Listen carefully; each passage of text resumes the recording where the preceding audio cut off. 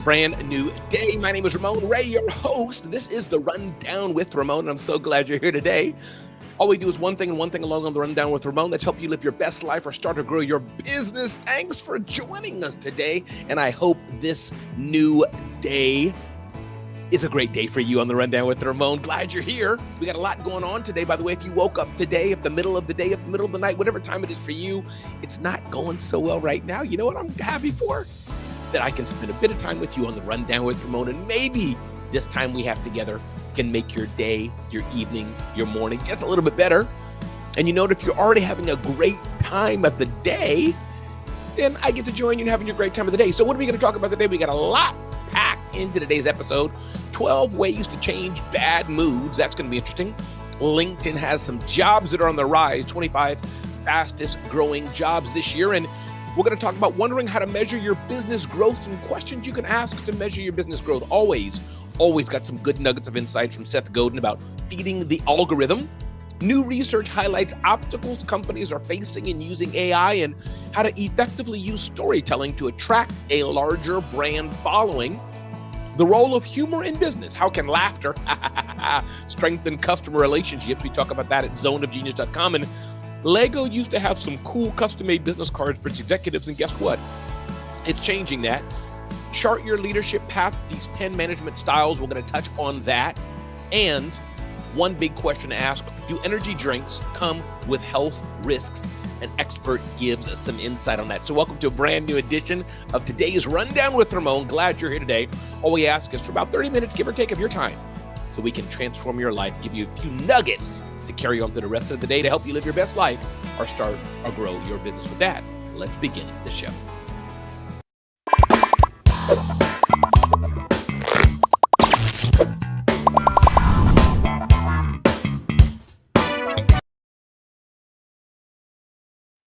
All right, welcome back. So let's jump right into it. Ding, ding, ding, ding, ding, ding, ding. 12 ways to change bad moods. We've all gone through an experience at some point where maybe we didn't feel so great or somebody else had a bad mood. But Penelope Ling, executive contributor to Brains Magazine, writes that we can change our bad moods with some 12 things to think about. 1, using activity sheets, structure, and reflection. Number 2, walking in green spaces, nature's mood booster. I've heard this from so many people that just planting your feet on the grass and feeling the ground can help you feel better. I've never done it, but that's what many people are telling me. Environment, the space that's around you does matter and can definitely impact how you're feeling or how you're not feeling. Clothes, what colors are you wearing? What clothes do you have? How is it making you feel? What about breathing exercises? Calm through breath control, ice baths, and cold water swimming, a surprising mood lifter. And hormones, understanding your body's chemistry, blood sugar, the mood connection, and gratitude, a simple but powerful practice. Having gratitude, smile shelf, visual reminders of joy. What do you have around you that can bring a smile to your face? Alcohol consumption, cutting back on alcohol consumption or avoiding it altogether.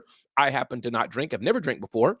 Can help you be in a better mood. And sleep. Quality is important for mood. At times I put on a sleep mask and guess what? I have a better sleep. Welcome to a brand new edition of the Rundown with Ramon. Glad you're here today, but your mood can be changed. I often say you don't have to be the thermometer in the room that's changing due to external forces.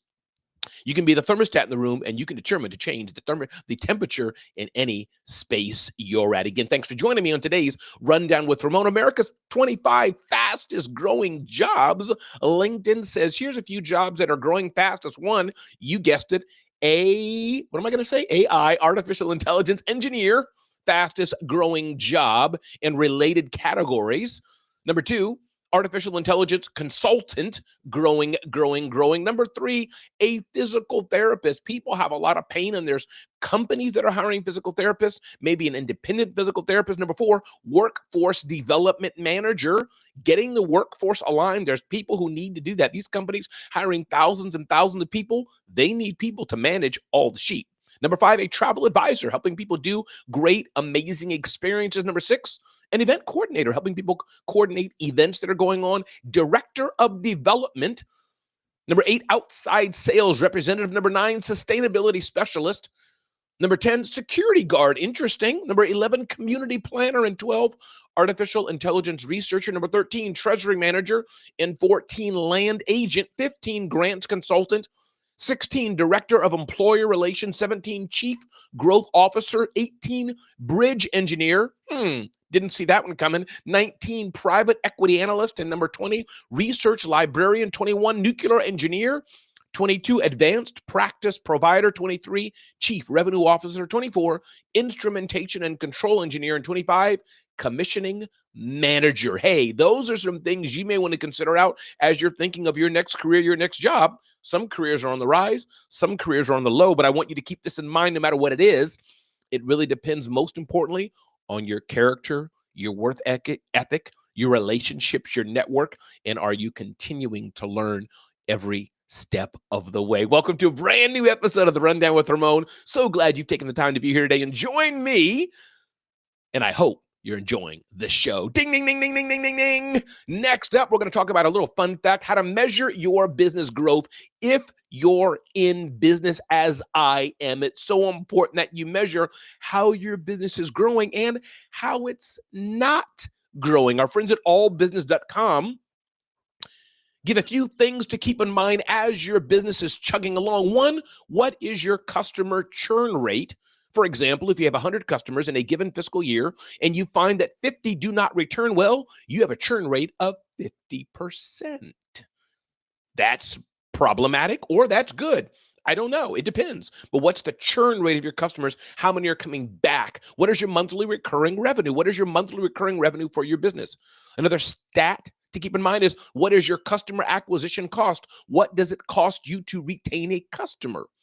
Can you identify the customer lifetime value of a customer? How much cash do you have available on hand? And how are you acquiring inbound qualified leads? Those are a few things that every business owner may want to consider, may want to think about as you're thinking about your business's growth. Here's the thing. If you don't know the stats of your business, if you can't measure how your business is doing, if you don't know the metrics of success or metrics of failure, how will you know how you're doing? How will you know if your business is a success or not? Guess what? My name is Ramon Ray. This is a brand new edition of The Rundown with Ramon. Glad you're here today, talking about business stats and more. Moving forward on today's episode, ding, ding, ding, ding, ding, ding, ding, Seth Godin. Love hearing from him. He has a new blog post entitled Feeding the Algorithm, and I'm going to read it. The marketing consultant told the client that they have to post 3 times a day on LinkedIn. It doesn't matter if it's good. The SEO consultant explained that the website had to be loaded with keywords and that a big budget needed to be set aside to develop inbound links. And the job seeker is instructed to make sure that the resume is AI friendly and checks every possible box. Feeding the algorithm works when you're the only one doing it. It works when you seek to fit right in the middle of the lane. And it works if you're willing to outfeed everyone else, at least until the algorithm changes. But while someone is going to win that lottery, it's probably not going to be you. The alternative is to be uncomfortable, to create remarkable work and leave scale to others, to figure out how to show up in a way that is generous and distinctive, and to refuse the bait that others take when they decide that feeding the algorithm is their best option. They call it crowd control for a reason. If you're in a crowd, it's quite likely that someone is trying to control you. If you're posting on social media or any platform with an algorithm, the real question is, do you work for the algorithm, or are you committed to working for the people who want to go where you hope to take them? That is powerful. Do you work for the algorithm, or does the algorithm work for you? I'm going to share this a bit more in the coming days about feeding the algorithm. I get it. Algorithms are important because we want to have our customers see us more. We want to have other potential customers see us more. We want to grow our businesses, build our brands, but we can get in that rat race of feeding the algorithm, feeding the algorithm, feeding the algorithm over and over and over and over again and get exhausted, and then ask ourselves, how much return is this really getting for our business? It's a question to ask yourself every single day as we're marketing our businesses, as we're doing the things we're doing, is this really working or not? Ding, ding, ding, ding, ding, ding, ding. Obstacles companies face in using AI. Interesting insight on this. AI is good and companies should use it, but there's many obstacles that could be in the way. It says your companies and organizations are facing major obstacles and taking full advantage of AI, according to the results of new research. There are several reasons for these challenges, according to a report released today by Capital One, which also found that a majority of executives are unrealistically confident in how their organizations are using AI. The reality check is that 87% were confident in their company's AI capabilities, but only 35% said their organization had the necessary skills. Many companies are finding there's an increased urgency to them using AI because they know it can help their businesses. They feel pressure from others. Eventually, there will only be two kinds of companies, those that are AI companies and those that are irrelevant. Ooh, this is from G2 Patel, Cisco's chief product officer, predicted in a recent press release. Trapped in pilot purgatory, companies are struggling mightily with AI implementation, creating frustration and waste across organizations. Another obstacle is that many employees don't have the necessary skill set to utilize the technology. The stark reality is that most employees lack the technical skills to effectively use AI tools, while leadership teams often push ahead without clear strategic direction. The biggest challenge I see with AI implementation isn't technical. It's that leadership often gets caught up in the wow factor without understanding the practical limitations. Throwing money at AI. Right now, traditional companies are desperately throwing money at AI without understanding a fundamental truth. The employer-employee model itself is breaking down. Fear of job displacement. People are fearful, will AI take my job? These are real things. So companies want to use AI, but they're frustrated because many find that maybe they're not using AI right, and there are obstacles there. Ding, ding, ding, ding, ding, ding, ding, ding. How to effectively use storytelling to attract a larger brand following. How can you use storytelling to attract a larger brand following? Interesting article from Entrepreneur by Susan Gilbert talks about that. And I think one, the aspect is improve your content, improve the content that you're already using. Number two, send invitations to connect. Don't just blah, blah, blah, blah, blah, but offer to connect with people and make a connection, make a difference. Meet them online, meet them on Zoom, meet them somehow, meet them in person, but send invitation to connect. Number three, create a sales page. Again, we're talking about how do you effectively use your storytelling to attract a larger brand following. Create a sales page so brands who want to work with you know exactly what you do and how to work with you. Improving your content, send invitations to connect, and create a sales page. Everybody, my name is Ramon Ray. This is the Rundown with Ramon. Glad you're here today on a brand new edition. Hope you're enjoying the show. I'm enjoying delivering it to you. All we do is one thing alone, and that's help you live your best life or start or grow your business. So welcome to a brand new edition. Ding, ding, ding, ding, ding, ding, ding. The role of humor in business. How can laughter strengthen customer relationships? We write this at zoneofgenius.com.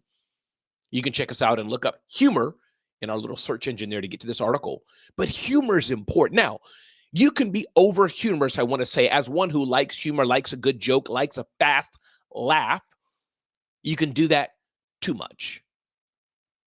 However, humor has its place because humor brings a smile. Humor makes you feel good. Maybe there's something called those endorphins, those fancy words they use in Miglia. I don't know. But laughter and smiling is part of the human experience.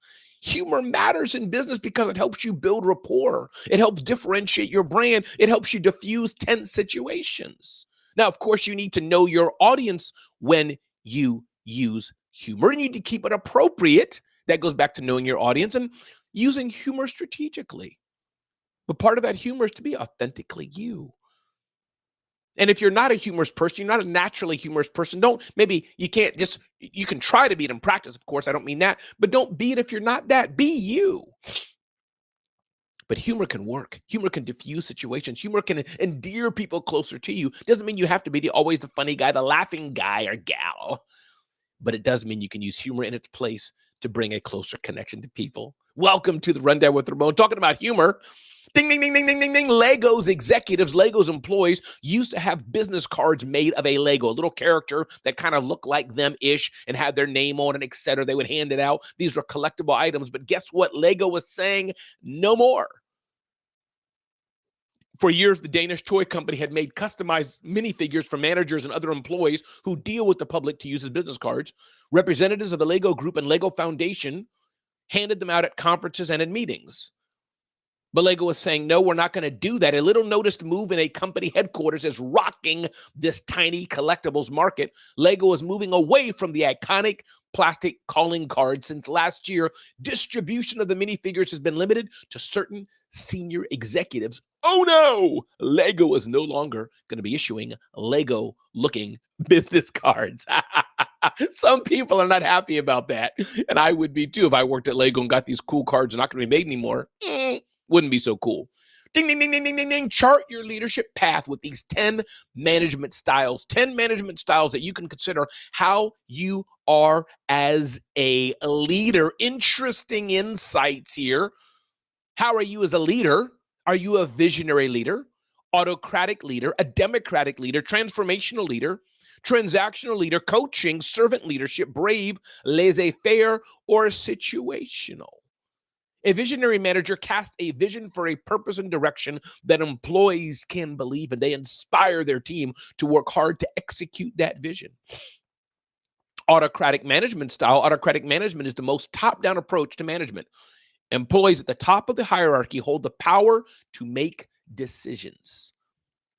Number 3 is the democratic management style. In a democratic management, the majority rules. The managers let their employees participate in the decision-making process. Transformational management style. Transformational management is one of the most popular leadership styles embraced by business leaders. Transformational managers believe that change and growth are the only way to stay ahead of the curve. Transactional management style. Transactional managers use incentives and rewards like bonuses, stock options, or promotions to motivate their employees to perform well. Their motto is, if you do this for me, I'll do this for you. Transactional management style, the cart before the horse, or the carrot before the horse. Coaching management style, another type of management style here. Just like a sports coach, a coaching manager strives to improve their employees' long-term professional development. Servant management style. Servant managers put people first and performance second. They prioritize their customers' and employees' well-being over team results. Brave management style. A brave management style defined by author Brené Brown is characterized by empathy, vulnerability, and trust.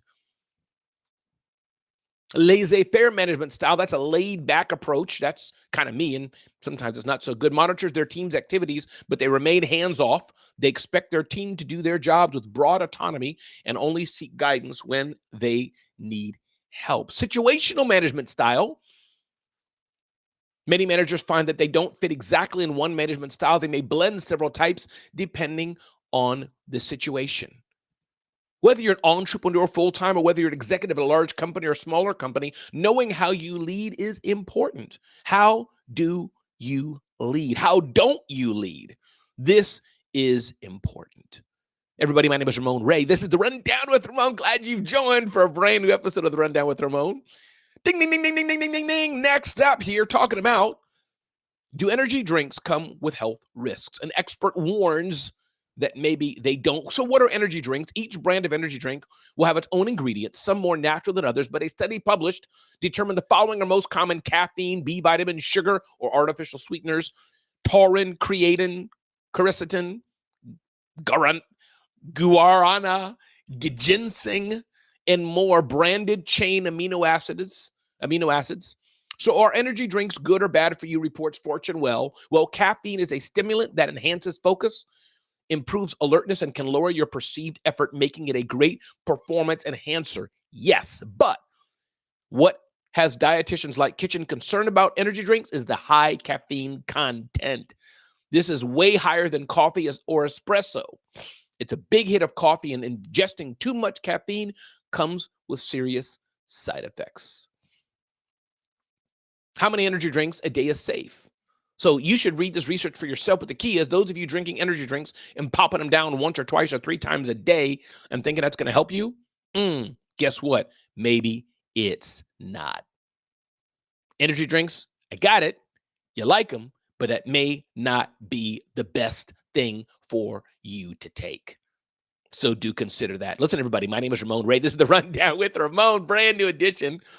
If you're liking this content, you can get this at zoneofgenius.com. And here's what I ask you to consider and do.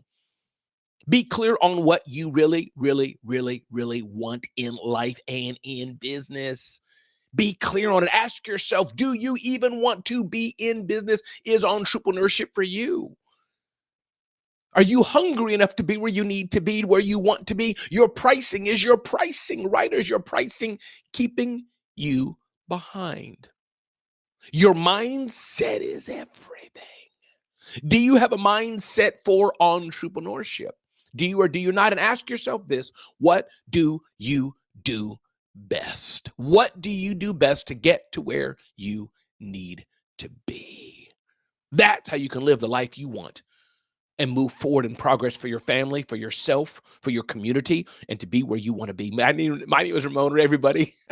This is a brand new edition of the Rundown with Ramon. I'm glad you're here. Glad you showed up. Take a selfie of the screen. Share the screen out. Comment. Let me know you're watching it.